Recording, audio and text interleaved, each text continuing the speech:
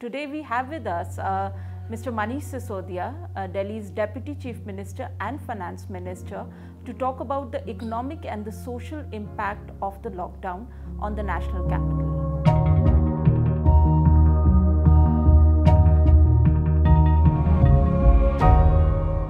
इसका cost calculate करना बहुत मुश्किल है क्योंकि ऐसा कभी हुआ नहीं।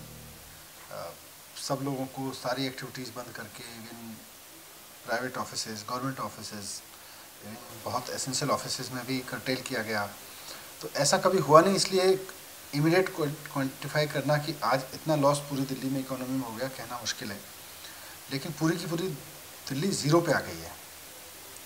कोई बिजनेस नहीं चल रहा है, एसेंशियल सप्लाई को छोड़ के कोई और ऑफिस नहीं खुल रहा है, कोई मार्केट नहीं खुल रहा।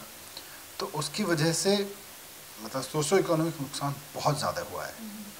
कितने हज़ार करोड़ का, कितने लाख करोड़ का, ये तो सब अब इकोनॉमिक्स का इशू है और लोग बैठेंगे आकलन करेंगे। अगर पिछले साल इतना का ट्रेड हुआ था, अब इतने का ट्रेड हुआ, पर इट्स ह्यूज। इसका स्केल का आइडिया लगाना मुश्किल है, इसके आफ्टर इफेक्ट का आइडिया लगाना मुश्किल है कि ये जो अब लॉकडाउन हुआ इससे इकोनॉमी का अभी कितने नुकसान हुआ वो तो सब डेटा है कि अगर ये बंद नहीं हुआ होता तो इतना और बिजनेस हो जाता। लेकिन इसका आफ्टर इफेक्ट ज़्यादा खतरनाक है क्योंकि अगर ये बंद नहीं हुआ होता तो क्योंकि बंद के बाद अब जो सिनेरियो बनेगा पूरे देश में या खासतौर से दिल्ली में भी, जॉब्स जाएंगे, लोगों के पास में लिक्विडिटी नहीं है, इन्वेस्टमेंट नहीं होगा मार्केट में इन्वेस्टमेंट नहीं होगा तो आगे मार्केट ग्रो नहीं करेगा। ये सारे आफ्टर इफेक्ट इसके लंबे समय तक चलेंगे।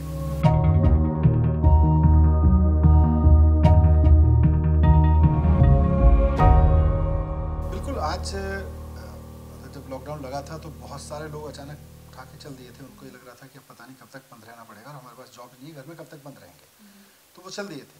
पर दिल्ली के खासतौर से हमने जिस तरह के प्रयास किए, नाइट शेल्टर्स बनाए, उनके लिए खाने का इंतज़ाम किया।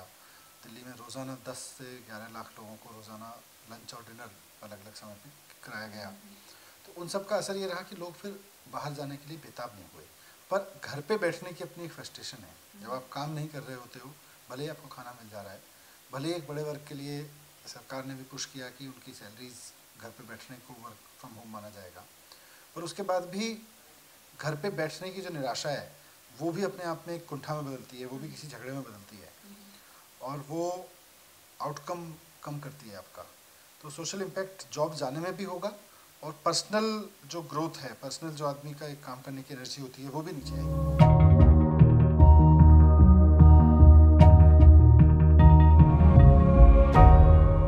इन टर्म्स ऑफ मॉनेटरी देखें तो इसकी कॉस्ट्स मुझे लगता है 100 करोड़ रुपए के करीब तो सिर्फ खाने पे एक महीने में खर्च हो रहे हैं या शायद उससे ज़्यादा होंगे।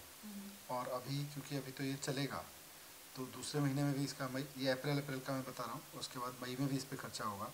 इसी तरह से जो लोगों को राशन दिया गया है दिल्ली की सरकार की ओर से, पूरा राशन फ्री दिया गया है, सैकड़ों करोड़ रुपए इस पर खर्च हुए हैं। तो कोई बड़ी चीज़ नहीं है कि ये सारी कॉस्ट्स जाके करीब 1000 करोड़ रुपए के करीब बैठेंगी। खाना खिलाना, राशन देना, नॉन पीडीएस को राशन देना। अभी तो किट्स भी हम दे रहे हैं क्योंकि लोग कह रहे हैं कि भाई चावल और गेहूँ से क्या होगा, हमें मसाला नहीं है हमारे घर में, तेल नहीं है, क्या करें, चीनी नहीं है, तो हम चीनी चावल की किट्स दे रहे हैं, दाल दी जा रही है। तो इन सब को मिला के 1000 करोड़ से ऊपर का ही इसका कॉस्ट बैठेगा।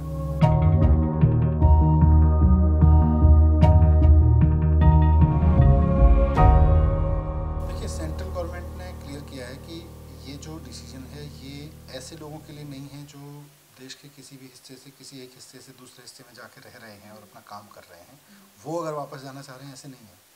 ये उनके लिए है कि अगर आप किसी एक हिस्से से किसी हिस्से में आए थे, काम करने आए थे, मतलब टेम्परेरी कोई काम करने आए थे, आपको वापस जाना था तुरंत, लेकिन लॉकडाउन की वजह से नहीं जा पाए, टूरिस्ट के रूप में आए थे या पिलग्रिम के रूप में आए थे या किसी और काम से आए थे, बिजनेस की वजह से आए थे, तो आपको वापस जाने का अरेंजमेंट सरकार कर सकती है।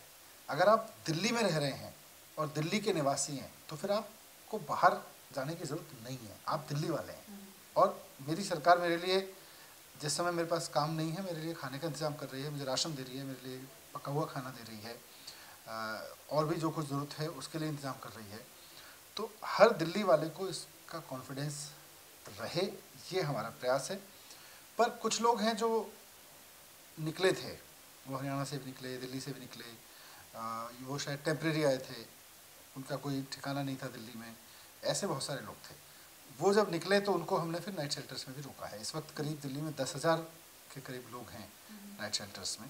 उन सब की लिस्ट बनाई है और उनमें से कौन कौन जाना चाहते हैं, वो कहाँ कहाँ जाना चाहते हैं, उसका पूरा एनालिसिस करके हम फिर भारत सरकार को देंगे या उन राज्य सरकारों से बात करेंगे।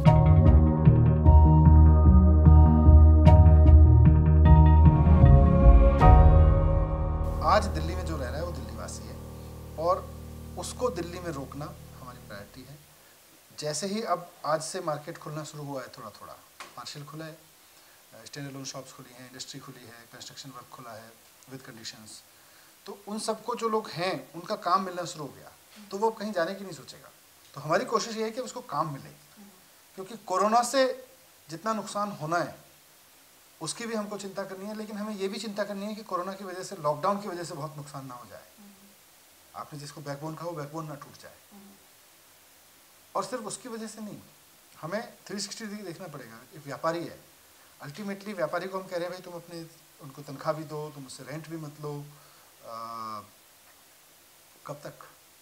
कि व्यापारी के पास भी अथाह पैसा तो है नहीं किसी के पास में, उसका भी कैपिटल, उसकी इकोनॉमी आगे बढ़ती है तो वो सैलरी देता है लोगों को, तो कोई व्यापारी भी कहाँ से लाएगा एक लंबे समय तक? तो मार्केट खोलना आज की ज़रूरत है। कोरोना के 2 महीने के लॉकडाउन की उपलब्धि ये है कि सरकारें, सिस्टम, जनता कोरोना को समझ चुकी है, कोरोना के बारे में जान चुकी है और कोरोना के लिए तैयार हो चुकी है।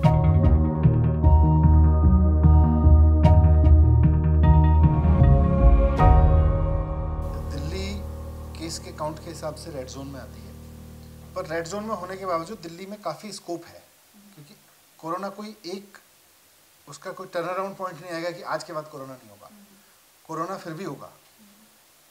तो उस वक्त हॉस्पिटल की तैयारी और वो सब मेडिकल तैयारियां, वो सब अलग चीज़ें हैं। तो हमें कोरोना के साथ जीना सीखना होगा। जैसे डेंगू है, जैसे टीबी है, जैसे और बीमारियां हैं, वैसे ही कोरोना है। कोरोना नुकसान कम पहुंचाए उसकी तैयारी हम मेडिकली कर रहे हैं और मेडिकली हमने की है। लेकिन अब जब मार्केट खुलेगा तो स्टैगर्ड तरीके से खुलेगा, लेकिन भारत सरकार के आदेश में लिखा हुआ है कि stand alone shop, near by colony shops, जो कॉलोनी के अंदर मार्केट्स बन जाते हैं छोटे छोटे से, वो या उसमें एक और टर्म यूज़ की गई है, वो तीनों रेजिडेंशियल कॉम्प्लेक्स, रेजिडेंशियल मार्केट्स, वो सब खुल सकते हैं। तो इसमें भी एक अच्छे खासी मात्रा भारत सरकार ने इजाज़त दी है खोलने के लिए। उससे लोगों को, और इसमें एसेंशियल नॉन एसेंशियल सब खुल सकता है जितना अलाउ किया गया है, बाकी सब में केवल एसेंशियल खुल सकता है। तो इसके बाद 17 तारीख के बाद हो सकता है इसको और बढ़ाया जाए।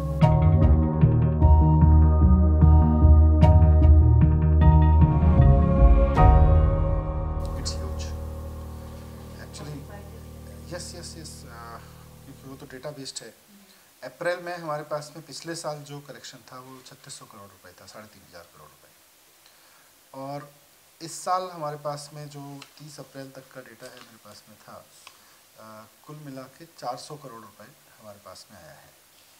तो 3500-3600 करोड़ रुपए का अगर मैं 10% ग्रोथ भी मान के चलूँ, जो कि एंटिसिपेटेड हर साल रहता है, तो करीब 4000 करोड़ रुपए आना चाहिए था। 400 करोड़ आया है। तो 90% तो केवल हम जीएसटी और जो बाकी कंपोनेंट्स हैं सेल टैक्स वगैरह के, उसमें हैं।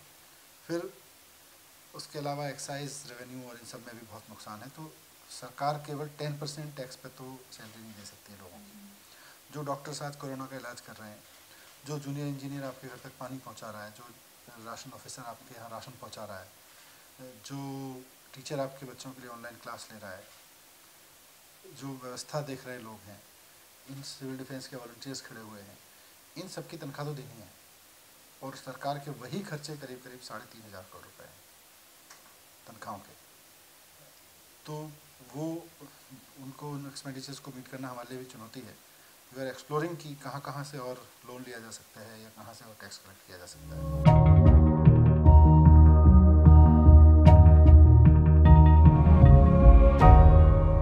ऑनगोइंग प्रोजेक्ट्स जितने थे, अभी तो सब पे हमने बैन लगाया हुआ है, ब्लैंकेट बैन है कि कोविड रिलेटेड या लॉकडाउन रिलेटेड खर्चों को छोड़ के सरकार के कोई भी खर्चे किसी भी डिपार्टमेंट में हमने ब्लैंकेट बैन कर रखे हैं। हमने सिर्फ सैलरीज पर्पस के लिए एक्सपेंडिचर अलाउ किया हुआ है। दिल्ली कंजम्पशन स्टेट है, दिल्ली ट्रेडिंग स्टेट है, तो यहाँ का एक अलग कैरेक्टर है, प्रोडक्शन स्टेट नहीं है। दिल्ली में प्रोडक्शन नहीं होता है, लार्जली ट्रेडिंग होती है, कंजम्पशन होता है। तो उसके बेस पर हम रेवेन्यू में कहाँ जाके खड़े होते हैं, तो 2-3 महीने में क्लियर होगा। 2-3 महीने तक तो मुझे नहीं लगता कि कोई कैपिटल प्रोजेक्ट लॉकडाउन खुलने के बाद भी we can take off.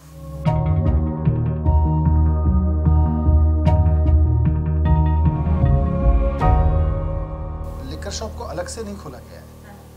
Liquor shops जो या किसी और तरह की, वो कपड़े की शॉप्स भी हैं, वो जूते की दुकान भी है, वो किताबों की दुकान भी है, वो अगर स्टैंड अलोन शॉप है या नियर बाई कॉलोनी की उसमें है, शॉप्स में है, कॉलोनी शॉप्स में है, तो वो सबको अलाउ किया गया है। तो उसमें सब में ऑब्वियसली लिकर शॉप भी खुली हैं।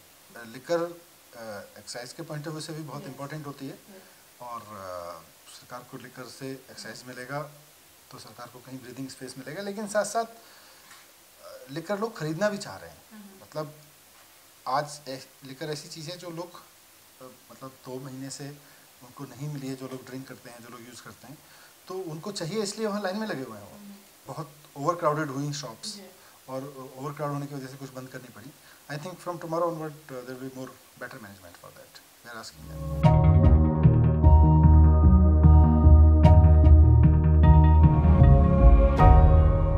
कोरोना ने बहुत कुछ सोचने को भी मजबूर किया है लोगों को, हमारे लाइफस्टाइल से लेके हमारे वर्किंग स्टाइल तक में। तो होपफुली कुछ चीज़ें टेक्नोलॉजी के यूज़ से थोड़ा नॉर्मल होंगी। मैं खुद देख रहा हूँ कि बहुत सारी मीटिंग्स जो हम यहाँ करते थे, they can easily be on online platforms. Education को हमने एक्सप्लोर किया है, बहुत कुछ ऑनलाइन चल सकता है, तो उनको अब एक्सप्लोर भी करेंगे। बट आई विश कि जितना जल्दी हो सके सारी चीज़ें नॉर्मल हो जाएं, लोगों की ज़िंदगी, लोगों के व्यापार, लोगों की नौकरियां फिर से ठीक से उसी तरह से चलने लगें जैसे पहले चलती थी। That the normal everybody is looking for.